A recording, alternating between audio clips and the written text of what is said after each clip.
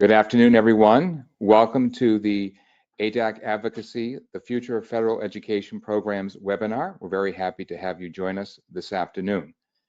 We'd like to start by first introducing ourselves, and I'm going to ask John if he would introduce himself. John? Good afternoon. Yes, my name is John Elstesser, and I'm bringing greetings from the crossroads of America, home of the Indy 500, home of the WNBA Rookie of the Year, Caitlin Clark, and home of the Indiana Non-Public Education Association, which I have served as the executive director for the last 18 years. Prior to that, I was a Catholic school superintendent in 2 dioceses. I was also a Catholic elementary and high school principal. Started my career working with severe kids with disabilities long time ago. Here at the end of June, I'm going to retire from full-time work here at IMPEA, and I'm going to join my very good friends at ADAC Advocacy as part-time executive director. So looking forward to that as well. Thank you very much. Allison, I think you're up. Allison. Thanks, John. I love that introduction as somebody who's from Indiana originally. Yes, but my name is Allison Ficus. I'm a legislative assistant for U.S. Senator Susan Collins of Maine. I handle her education and labor portfolio, so kind of the ELP and HELP, education, labor, pensions, and some other related issues like retirement, childcare, homeless and foster youth, and then she's obviously the chairwoman of the Senate Appropriations Committee. She has an appropriations staff and team, but appropriations being as significant as it is really an all hands on deck effort. So I also work on appropriations as well. So I'm happy to be here today. Thank you very much, John and Allison. It's great to have you both. And my name is Steve Perla, and I'm the president of the board of directors for ADAC Advocacy. And like John, I spent most of my career in Catholic school education. I've been a superintendent of Catholic schools for 2 dioceses, both in Massachusetts, the Diocese of Fall River and the Diocese of Worcester. I also served about 8 years at the University of Notre Dame, leading a consulting organization, primarily working with domestic Catholic dioceses and schools, but also did some international work as well. And for all of my career, I have been deeply involved in public policy work, both at the state and national level. So again, it's really great to have all of you with us. And we hope to be able to shed some light on what the budget trajectory is as best as we can this afternoon. And we'll get started. And as we begin, just to give you a context, who we are. So ADAC Advocacy is a nonprofit organization.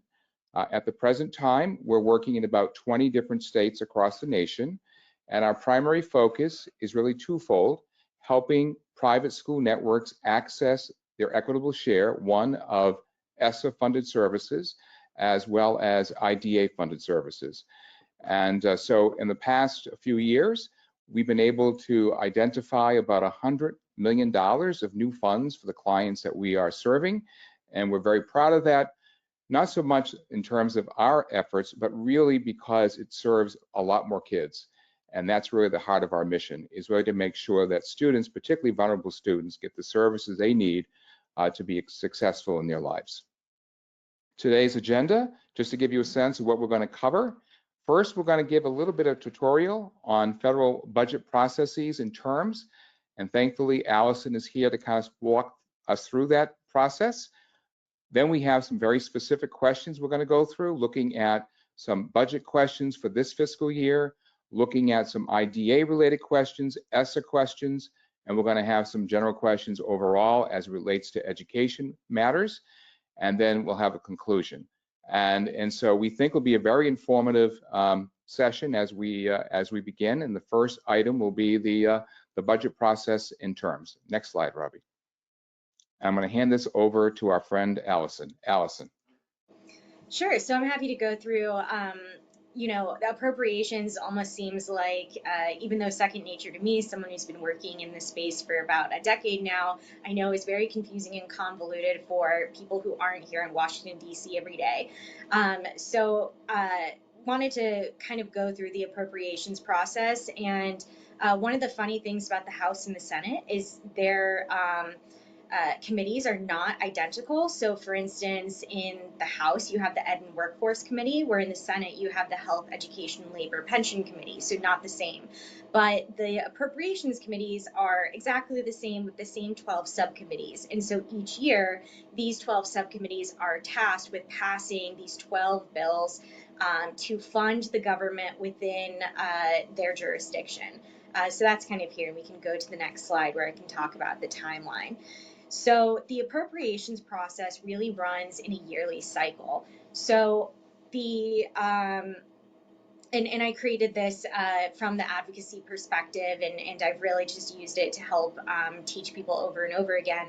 So the fiscal year starts every year on October 1st, and I'll get to the fact that we're really bad at meeting that deadline, but that is when the fiscal year begins. So I always say October 1st to December is a really good time for organizations, stakeholder groups to be brainstorming of what they want to see in the next fiscal year. So right now we're in fiscal year 2025. So I would say, and we're looking at FY 2026.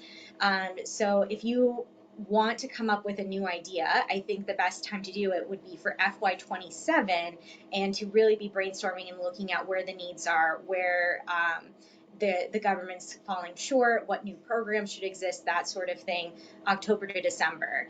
January to March is a really good time to be meeting with members. We always say March, April is fly-in season in DC, when all of the groups come to DC to meet with their members of Congress and the US senators to tell them what they came up with as their greatest want and need. So we're kind of in that period right now for FY 26, listening to a lot of presentations. We have portals available online for appropriations requests, different kinds of appropriations requests ranging from, should a program have increased money or decreased money? I've never had someone come in and say we need less money. Everyone comes in and says we need more money.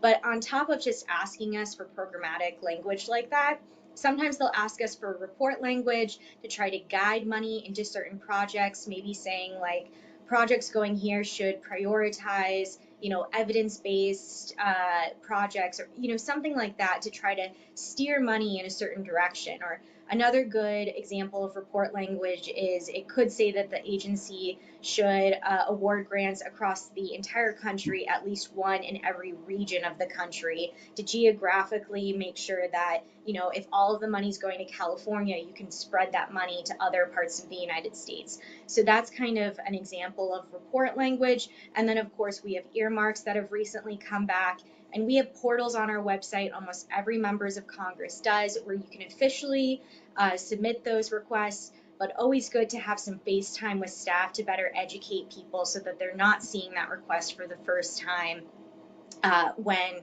they're reviewing and deciding what their priorities are. So members of Congress will have internal deadlines, and then the Appropriations Committee themselves will have deadlines for these member offices to submit their requests to them.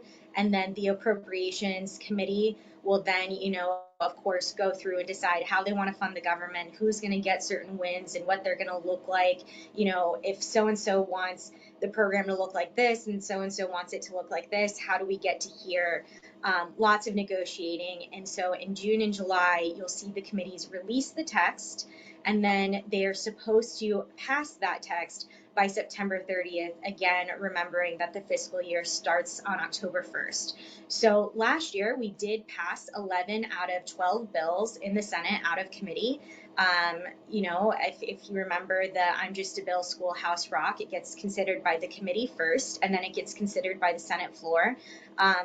Then, it goes to the other chamber. They can, or the other chamber can pass it, and we can conference and then vote again. We never made it past committee, though. We passed those 11 bills out of committee. They were never brought to the floor by Leader Schumer for a vote. And so we had to use something else called a continuing resolution. So we can go to the next slide to kind of talk about that. And you might hear the term minibus and omnibus, and that's when the 12 bills get mushed together into a very large bill, called an omnibus, or if we do maybe 4 bills together here and 3 bills together here, and then 2 here and 2 here, those would be mini buses. So it's when we combine those 12 bills into larger packages together are the mini buses. And so that's where that terminology comes in. But like I said, I don't think we've passed, oh, it says on my slide, we have not passed our funding bills on time since 1997. So what we do instead is we pass something called a continuing resolution. And if you look at most continuing resolutions, like the one that we passed in December, that one was actually very, very short. Because all it did was cross out in the last FY24 funding bill and replace it with the date December, whatever it was. I think it was December 19th or something like that. December 19th, 2024, instead of September 30th, 2024. They just, or sorry, September 30th, 2024, they replaced it with December 20th, 2024. So it's literally just search and replace. That's all that CR did. Or actually in December we passed it and it crossed out December 20th and extended it to March 18th. So it really was just search and replace. You might have heard a lot in the news that what was originally proposed was this large CR that actually did include a lot of spending and programs and reauthorizations and that sort of thing. And then everyone got upset about this really like 900-page CR. And so they basically threw it out and then added this CR that only extended to March 18th. So that's what a continuing resolution is. And in the end, we were not able to ever pass FY25 funding. So instead, in March, we ended up passing a full year CR that went to September 30th, 2025. So FY26 will start on October 1st. We're already, you can kind of see how those two timelines ended up overlapping because we should have been hearing, by the way, the president also is supposed to in February issue we call it the PBR, the President's Budget Request, and it's basically a laundry list of things that he wants to see funded as well as legislation he wants to see passed. It really means nothing. Congress can of course consider it if you're a Republican and there's a Republican president, and you can say, well, the president requested this in his budget. That might help you get your priority in the spending bill. But all that is to say is you can see how messy things got when we didn't pass things on time. I'm also dealing with a situation where there's a grant recipient who their funding runs out on May 1st, and they were told that they should be notified by April 22nd what the funding will be, but they don't know those numbers yet because it takes some time after we pass the budget then to award, the money for the next fiscal year. And they're like, we have started layoffs because we don't know when we're going to get the money. And that's a huge problem. And we hear that in all different sectors of why it's so bad to be operating under a continuing resolution. My boss actually calls it the greatest failure in government when we aren't able to pass those 12 bills and we start operating under CRs. And so that is so when you guys look at your programs and that you benefit from the federal government, and the question is, we haven't gotten notification of how much money we're getting yet. Those numbers will be coming out soon, but they will look almost exactly similar to what they did last year. And actually, so I'll be a little bit transparent. The grant that I was talking about was to state libraries. They received a letter on March 18th that said, you will get an award by April 22nd. We're still working on those tables, but it'll look similar to last year. And so that's kind of what we're seeing across the board. You usually get notified when Congress passes the spending, and we were just very, very late this year. And it bled into the process for FY26. So that's funding for this year. We can go on to the next slide. So one thing that I really wanted to talk about is reconciliation, because That's really dominating the news. And I think people are very confused about budget reconciliation because it uses the term budget and conflating it with appropriations. But these are actually two separate processes that don't have much interaction together. So budget reconciliation is a way was created through the Congressional Budget Act and is a way to expedite consideration of bills that affect spending. Now, what I mean by that is I'm not talking about appropriations bills. I'm talking about authorization of programs or tax bills that either generate revenue or increase spending. They have to do one or the other. And the only spending that it can actually affect is mandatory spending programs, not discretionary spending programs. It is still up to the Appropriations Committee to decide what they want to fund and what they don't want to fund. And of course, when you authorize programs, it doesn't necessarily mean that everything gets funded. So I always like to point out the Higher Education Act in 2008 included like 32 new grant programs at the end, and I think only 4 ever got funded.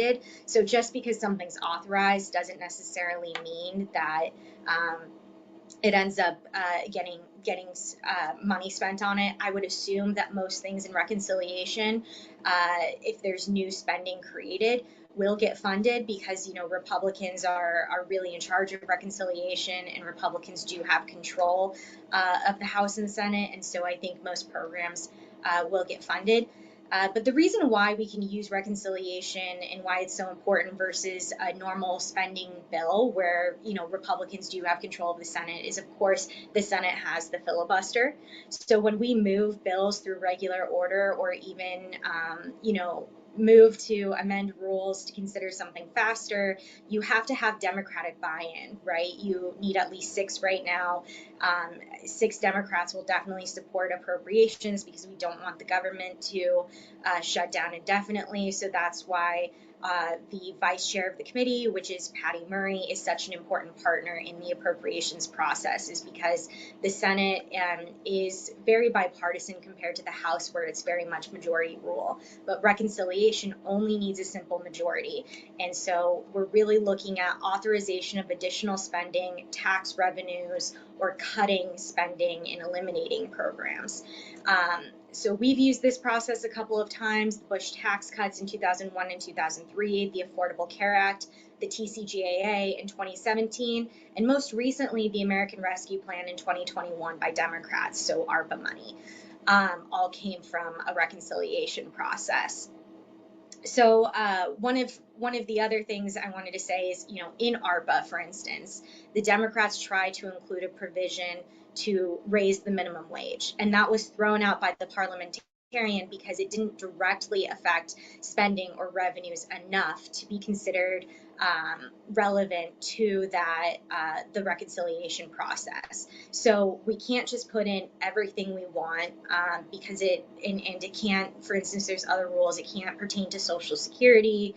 Again, it's not a discretionary spending bill. It's really just setting taxes as a revenue generator, as well as spending cuts or spending increases for authorizations. What's also confusing is the budget versus the appropriations bills themselves, or the budget versus the final budget reconciliation bill that we vote on.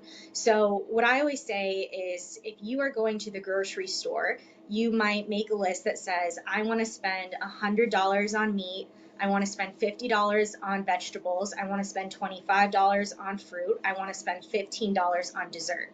That is what the budget looks like.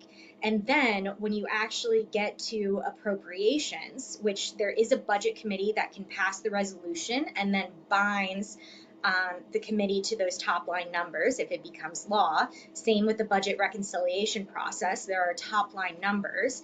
But then when you actually look at what's being done, that is sorted out later. So if we have $15 for dessert, are we going to spend $5 on pie, $5 on Oreo ice cream, $3 on candy, and $2 on gum? That is what the appropriations process looks like. So the budget gave us $15 in dessert, but the appropriations gave us the much more detailed list of exactly what we're buying. And the same thing goes for the reconciliation process. So a lot of people have asked me, is this included? Is that included? Is this included? And the answer is we don't know, because there's only really top line numbers and the policy details have not been sorted out yet. There is kind of a laundry list of policy that has kind of shaken people up, scared people this way or excited people that way. And that's because there was a Ways and Means memo that has kind of been released to the public that was a laundry list of policy ideas that could generate or cost the government money that the Ways and Means Committee wanted to consider. So I think that's all from me. We can go to the next slide and I can double check. Yeah, so that's it. So that's my little appropriations 101, reconciliation 101, to kind of get us started and to help you kind of navigate this very unique situation we're in right now, as well as how the government functions spending wise year after year. Thank you, Allison. It was a very helpful tutorial, and I'm going to turn it over to John to start our questions. John. Thanks, Allison. Appreciate that. And I'm glad one Hoosier gets to question the other Hoosier here first. You referenced, and very helpful to get an understanding of the continuing resolutions and budget reconciliation. If I understood you correctly, in this last continuing resolution that was adopted, I'm assuming that it did include both ESSA title programs and IDEA as well? Yes, absolutely. And do you know if there was any funding difference? No funding difference. They were just extended the same way that they were in FY24 to FY25. So do I understand correctly that continuing resolution would need to be revised, or another resolution as of October 1st? So not a resolution. So the appropriations process, there's always bills that provide funding to the government. So the FY26 bill, so we're kind of like off FY25 completely. So now we're into the process of FY26. So we've moved on from FY25. And so those fiscal years start every year on October 1st. And again, the only reason why we would consider a CR is if we're unable to make that October 1st deadline. If we look at history, we probably won't make the deadline again. So we probably will at some point pass a CR. Maybe it'll be a week, maybe it'll be a month, maybe it'll be 3 months. We don't really know. But at that point in time, it would extend funding from FY25, which was based on FY24. So you are basically extending FY24 funding if you don't meet that October 1st deadline. Now, if we do, we're looking at a whole new bill for FY26. Now, it's funny because so a good example of things. I mean, I don't know the laundry list of policy changes that were included, or I did know we put out a press release on the appropriations website where you can kind of see a lot of these major programs and what kind of plus ups they got in the original FY25 text. That went away. We level funded everything.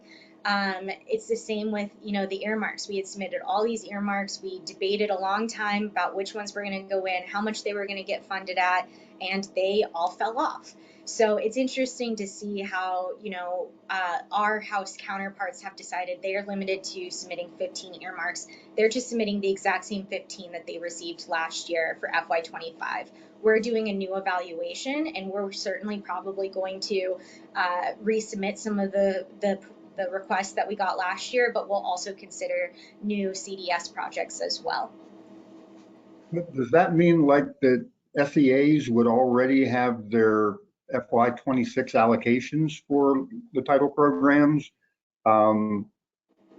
Is that something I'd assume would come through the department, not necessarily through? So FY25, and again, this is, I don't know if the allocations have come out, because of course they're usually based off of formulas and a number of factors.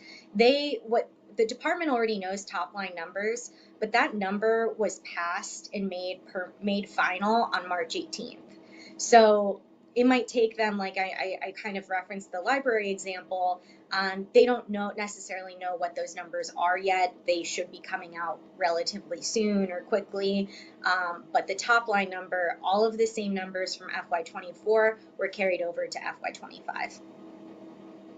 If I may, John, just for clarity for the audience too, Allison. So for example, going into school year, we'll use school year, school year 25-26, which of course is next year. Am I understanding you to say that those numbers have already been determined? So for example, the department would be able to at least share with the state departments of education what those allocations are, both for the title programs and IDA for next school year? Is that been okay? And you're saying those numbers basically have been level funded? Yes. Okay. And in that decision making, there wasn't anything, it was like none of the title programs were eliminated, meaning like Title I. Okay. That's very helpful. I think there's a lot of confusion in the field, at least what I hear, that people think that that's not settled. So what you're saying is very comforting, that at least for next school year, it sounds like allocations are in place, at least from what you know at this juncture. Yeah, it depends on when you draw down the money. And I don't know, and I don't know when it happens. Like if you draw down the money in July, that money is settled, right? It's everything after from October onward is not, because that's FY26. Everything before October is. Okay. All right. If you want to talk about IDEA? Yeah, so let me ask you this. You know, as you heard in our introduction, we do a lot of work with IDA and kids who have special education needs. And I'm curious, do you anticipate in the near future any significant reductions to the IDA program? Well, I'll say this, as we look to fund FY26, I think it's going to be a difficult year. When you look at what Republicans have wanted in the past, like the Fiscal Responsibility Act, it did have increased funding for FY25, which of course never came to be, but it was extremely limited. So when you have limited top line numbers, and last year we dipped into emergency spending to try to increase funding, especially in the LHHS subcommittee and funding bill, it's going to be tough, because I would expect Republicans want to have, a tight spending again going into FY26. That said, IDEA is a very important program to my boss. It's also a very important program to a lot of other Republicans, including the chair of the subcommittee of Labor HHS, Senator Capito from West Virginia. So I do think that those who support IDEA have very strong friends in right places in the U.S. Senate and U.S. Congress generally. I'll also say, and I don't know if I'm getting ahead of myself a little bit, because I know you guys wanted to talk about this like EO to consolidate the Department of Education, or work to eliminate the Department of Education, which, by the way, most of that can't be done without an act of Congress. And either way, I haven't heard about a lot of people wanting to eliminate IDEA. The question is whether it would move to HHS or not. Regardless, I think IDEA has a strong future, and there's a lot of supporters for the program, including my boss. That's great. And please convey to Senator Collins our appreciation for that. The question I have to Allison relative to IDA, I know also there's some discussion once in a while we hear in the press that there might be some delivery formats, changed. Do you anticipate with IDA that might be the case, or do you still anticipate the funding would still be distributed in the same fashion? I think it's going to be distributed in the same fashion. I think the discussion of moving it to like HHS, or to, change up the way that the grant, I know it's not as simple as just moving to HHS, but also discussion of whether it would look different. I don't think that there's any immediate concern. I think that Congress would have to One, I don't think that they're going to do something in reconciliation. I don't know. I could be wrong. I don't have a crystal ball, but again, it has to impact spending, and I don't think moving IDEA to another agency meets that standard. Um, and I also don't think that my boss would include something like that in an appropriations bill. So for appropriations, we are truly concentrated on funding the government, and we leave authorizing to the authorizers. The only way that we would attach an authorizing bill to an appropriations bill is we say we have all four corners bought in on that. And that means the chair and ranking member of the committee of jurisdiction. So in this case, it would probably be help and ed and workforce. It might even be energy and commerce, because the authorizing committee is different on the House side, as well as the majority leader and ranking member in the Senate. And I just don't think that we would get that on something like changing how IDEA is functioning and administered. The other option that we have to do that would be to introduce a bill and describe how it would be in that bill, how it would be changed, pass it out of committee or pass it on the Senate floor, or both, have the other chamber pass it as well, have the president sign into law, et cetera, et cetera. That takes a long time. A lot of people freak out about legislation being introduced. It is a huge thing for legislation to be introduced, don't get me wrong. But for instance, we have the Social Security Fairness Act, which just passed in December and became law on like January 5th. My boss had been working on that extremely bipartisan and well-supported bill for over 2 decades. So legislation does move very, very slowly. And so this idea of, changing how IDEA functions, it's not impossible, but it is very difficult to do, and it would be a long process, in my opinion. What's very important, at least to the private schools, is that, in fact, just yesterday, I was at a meeting with the Office of Special Education, OSEP, and USDOE. And the reason why that's important is because sometimes, we meet up with non-compliance issues, and we try to resolve those issues clearly at the local level. We make every effort to do that. But if we can't, sometimes we have to go to USDOE and ask for their assistance.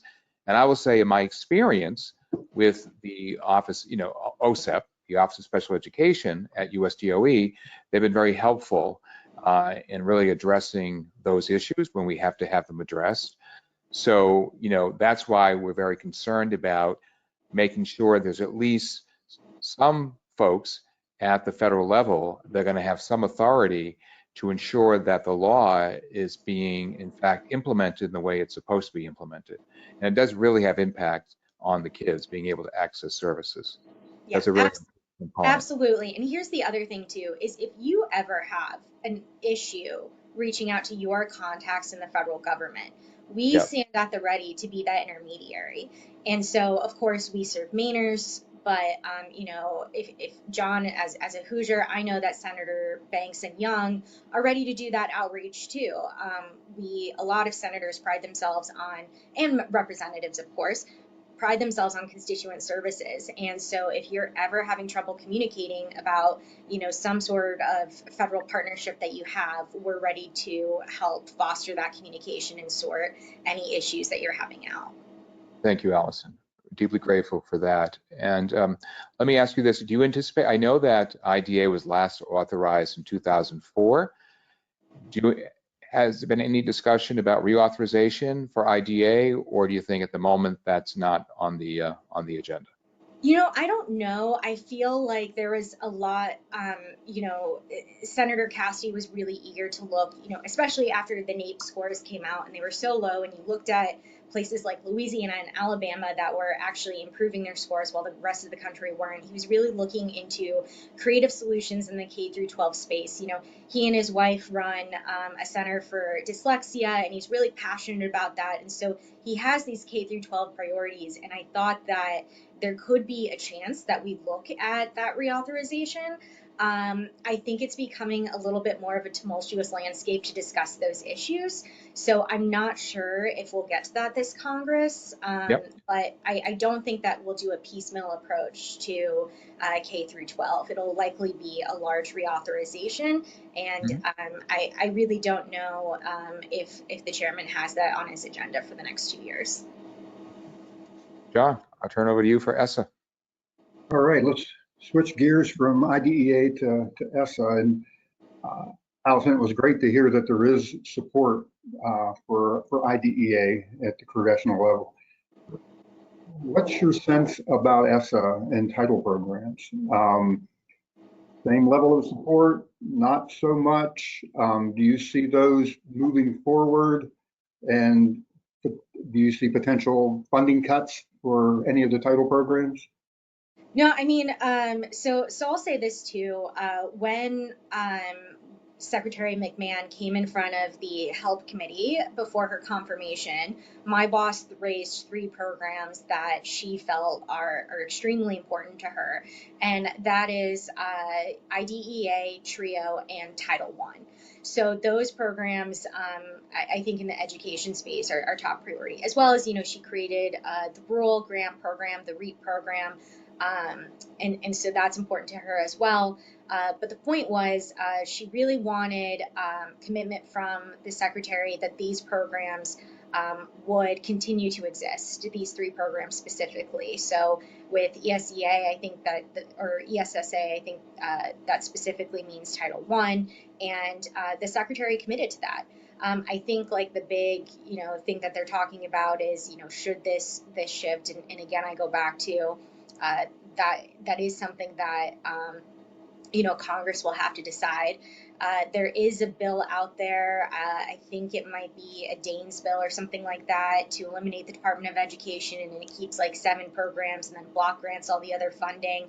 But when the EO was signed, Senator Cassidy said that he would draft his own bill. So that makes me think that it's going to look nothing like that other bill. So like, I think in the end that no bill has been produced. So we don't know what it would look like. And again, I go back to the legislative process is very long. So it'll be interesting to see what's proposed, but I do think support for a lot of these title programs will continue. And the other thing too is when you look at where these Title I schools are located, more than 60% of Maine schools are Title I schools. You look at a lot of these places, they're Republican rural areas, and so I think we're talking about services that go to the constituents these members represent. So the idea that these programs, especially the idea of them going away overnight, I think is a little unwarranted. In Title II, 3, and 4, I know historically, at least from my experience, Title II a lot of times gets zeroed out in part of the process, but then ends up being funded again.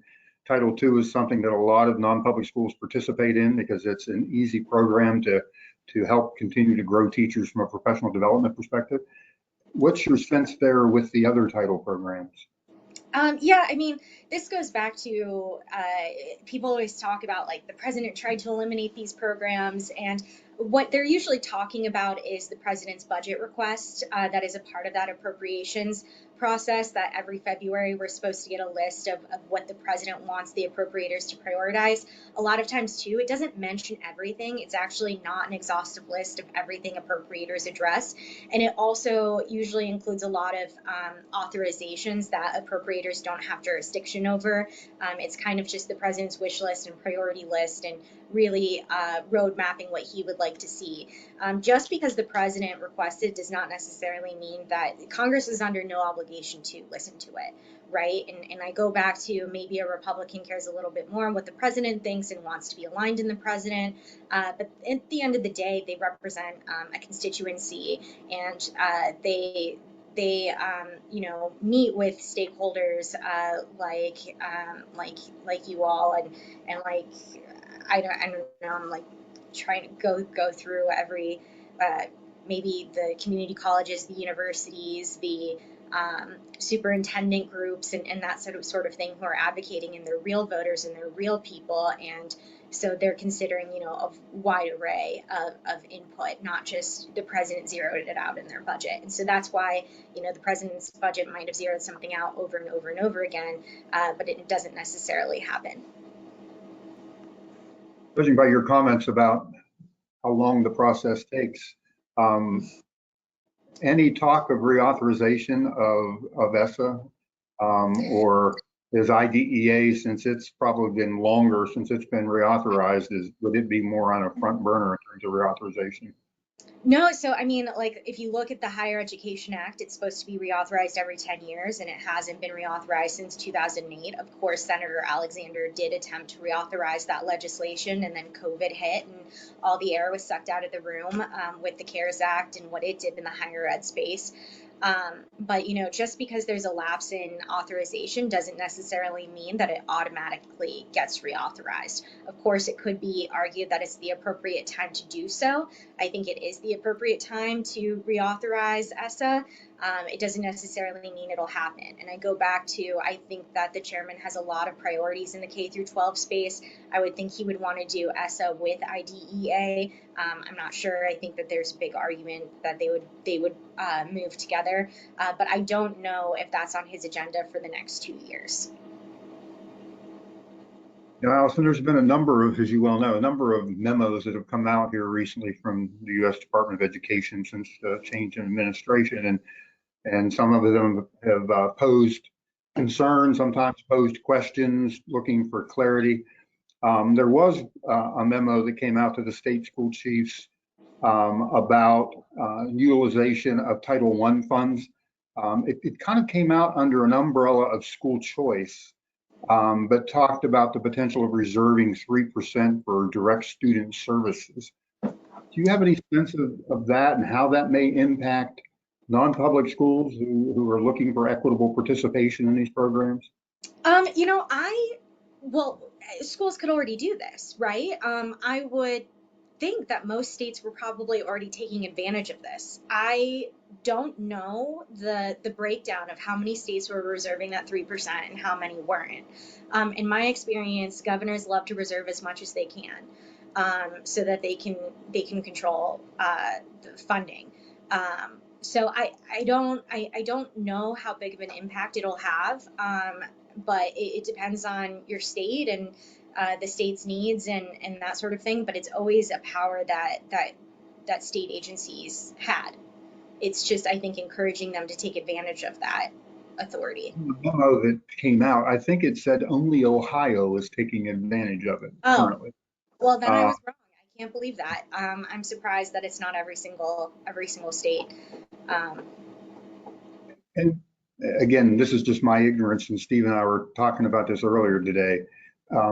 Does that 3% come from the total share that's allocated to an LEA, or is that part of the SEA's administrative costs? Where does that 3% of funding come from? I found the memo very confusing myself in trying to understand what they were trying to accomplish and exactly how that might work. I would have to go back and look. I would think it would be from the state's total allocation before it goes to LEAs. But I'd have to go back and look at the memo again. And it would also, if Ohio's the only one who's reserving the funding, I would think that they've looked at Ohio and how Ohio's spending the money, and they want other states to mimic that. So I'm not familiar with what Ohio's doing, but they clearly saw something that they liked, and they want to encourage people to replicate what they're doing.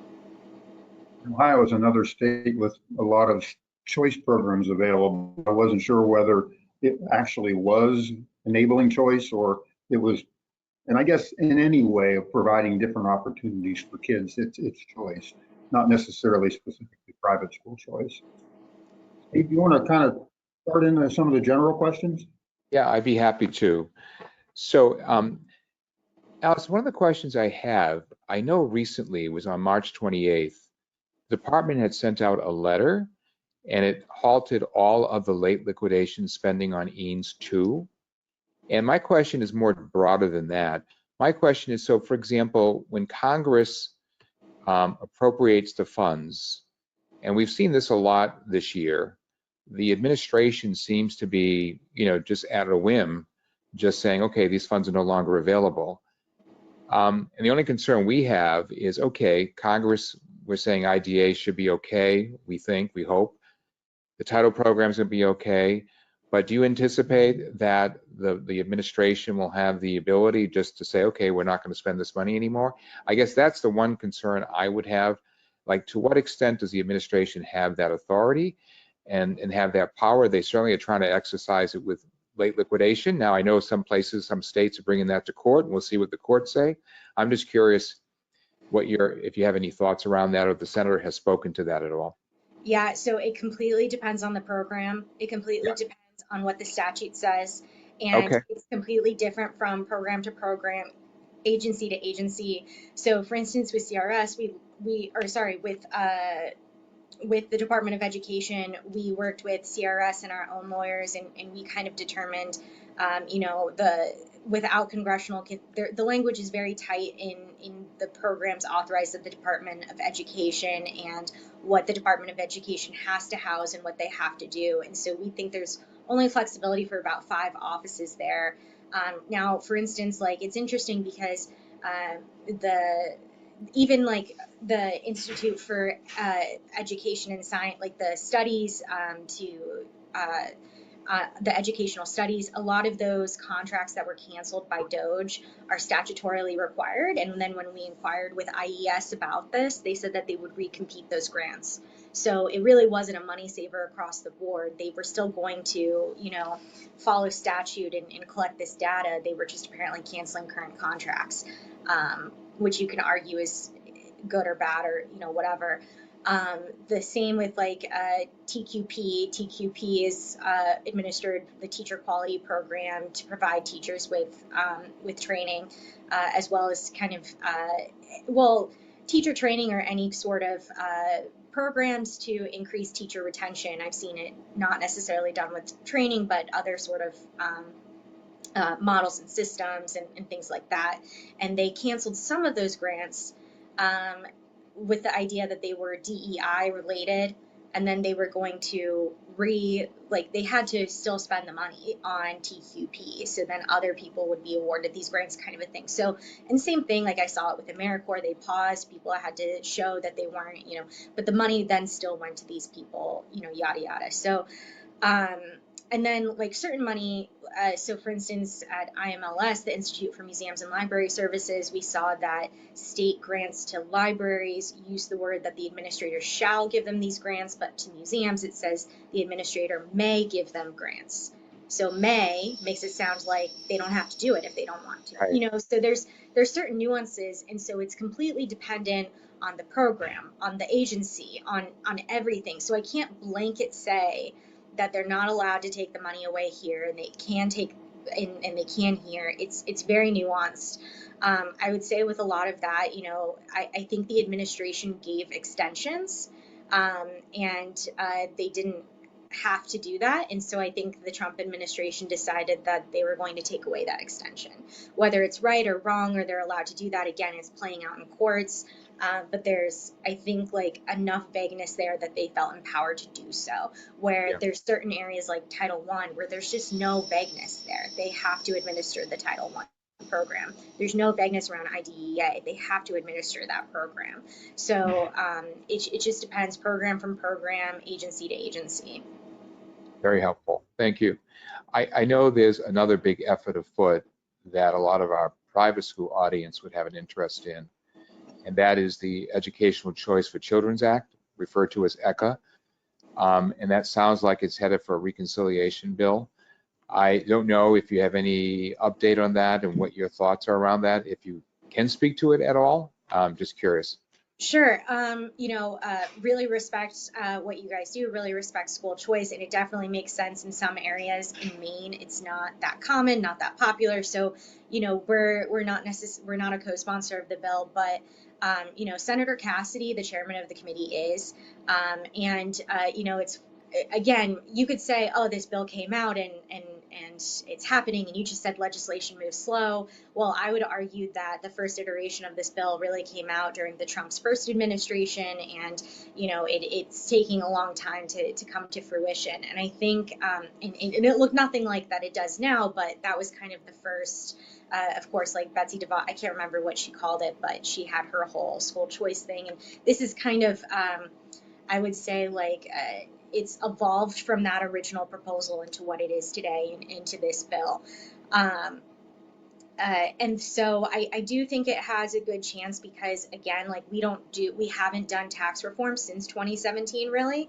And so right now, this is not a bill that was referred to Help Committee. It was referred to Senate Finance because it is a tax bill, and taxes are moving. It's a big year for tax code changes. And so, you can't, legislation, you can introduce it, and then you've got to kind of wait for that time where things are popping, where things are moving. And so the tax code is popping and moving right now. So I do feel like, it could have a good chance of becoming law. I don't know that for sure. It's going to, we're trying to figure out a dollar amount, and, things might not shape up how it is. This might get put on the cutting board. I'm not sure. But it's definitely, I would say it's a contender. So. Okay, very helpful. Allison, if it goes through reconciliation, it's not subject to the filibuster, correct? Exactly. It's part of, though, like they're going to consider like a package of ideas, and they do want to come up with, they're bound by certain numbers. And so, this is going to cost people money, right? It's going to, and so if they've got to find, okay, well, how are we going to pay for it over here? And, if they're unable to do that overall, I don't know if this loses. I also have not whipped the bill, right? So I don't know how every individual Republican office is feeling about this legislation. And so is there uniform support? Is there not? It's really hard to tell right now because I haven't gone around asking people, if this came up for a vote, would your boss support it? Or if this came up in discussion, where would it rank on your priority list? I haven't done that kind of evaluation, and that certainly comes into play of whether it'll be part of a final package or not. Your sense, though, it is at least in contention. Yes, I think so. Yeah. Okay. John, do you have other questions too? No, just one off-script question. Those of us out here across in the Midwest and on the West Coast, we get everything from Washington through the media. And things seem a little, I'm trying to think of a nice way to say it, hectic. And I'm just curious from an insider's perspective, what's the tenor like in Congress? It is hectic, to be honest. Decisions are made. I love it when agencies tell us that a decision is coming before they actually announce it, because it gives us some time to prepare. I also love it when they tell us, how things are going to look moving forward. So the idea being is I'm going to send out one memo on this change, and there's going to be no questions. I won't need a follow-up memo because everything's going to be right there. I'm seeing a little bit less of that. I would really like, if you're going to make this change, that's fine, but please let us know everything. Because, if you're saying we're eliminating this office, but not the program, well, we've always operated under this office running the program. So who's running it now? Who are the new points of contact? What is that going to look like? It's less about I'm against the change and more about I want more information about this change. So that is a little bit of an issue. I think a part of it too is like we forget that the president has only been in office for 4 months, right? So we really, people are still getting confirmed. People are still getting hired. People are still getting put into place. I think they're not running like a well-oiled machine, but I do think that they're going to get there eventually, and it'll be a lot easier to navigate changes. But I think I'll say this too, because just, we're running up at the end of the time, and this is what I always want to leave to people is people, I think, have very little faith in government institutions and that their voice is heard and that sort of thing. And it really is the furthest from the truth. working on the Hill off and on for the past decade, I can say that the number one thing that my boss cares about is what Mainers are telling her. So go to your senator, go to your members, have those meetings, tell them what's going on, tell them what can be helpful, because they are going to listen to you. They care about their constituents and they want to make the decisions that's best for them. And so don't be discouraged. I mean, I would say with letter writing campaigns, they are effective if you are not, if 100 people are not sending the same identical letter, if you're truly and genuinely providing your perspective, I think, you know, we tell the senator every single week, we meet with her every day. This is what the phones are like. This is what the mail is like. You know, this is what I'm writing memos of who I'm meeting with and what their perspective is. Go and do those things because we genuinely care. And I know my colleagues and her colleagues, the other senators and representatives, they care, especially those House members who have to run for re-election every 2 years. They really do want to conserve their constituencies. So don't be disenchanted, engage. We do want to hear from you. It's so, so, so important. Great hopeful note to Yes. bring this to conclusion. Yeah, I have one question. Is there anything, Allison, that we haven't asked that you think might be relevant to the audience as relates to education funding, education policy, or have we covered, you think, most of the landscape? No, I mean, I love what you guys do. I mean, I used to work for an Indiana senator, and I know that Notre Dame has some strong, like, I think it was I worked with them on, there's a program that's kind of, it's an AmeriCorps program to help get ACE. teachers. ACE. Yes. Yes. ACE. So very supportive of the work that you guys do, and you're really, I think in the past 5 years since COVID, it's shown the importance of school choice. It's shown the importance of you know, religious schools, of homeschooling, of, you know, kind of all of these different pathways to education in the K through 12 space. And so love to be a partner for you guys and keep up the good work and really monetize on the fact that this is a great time to be in private education and to be in religious education. Allison, I just want to say thank you, and thank you for your service. I heard about over 10 years. That's a long time to be in government, and we really appreciate all that you do each and every day. And please, again, convey to the senator we appreciate her support and her making IDA and ESSER priorities. And John, as always, thank you. You're a great partner, and we really enjoy working with you. And so thank you so much for your time, and we'd like to thank the audience for joining us. I hope you learned a great deal. I certainly did. And John, you want to say something in closing? I want to let folks know that they will get a copy of the recording of this. If they registered and we have their email, they will get a copy of the recording. So they'll have that information to go back on. Thank you, John. And Allison, let me know when you're ready for the Indiana Fever game so you can come back home and oh my gosh. I really wanted to see her when they came to Washington, D.C. The tickets were sold out immediately. So, yeah. All righty. Well, thank you again, everyone. Have a wonderful afternoon. everybody. And for those of you Take care. celebrating Easter, happy Easter. And for those of you celebrating Passover, I know we're in the midst of it. Happy Passover. God bless everyone. Take care. Bye-bye. Take care. Yep.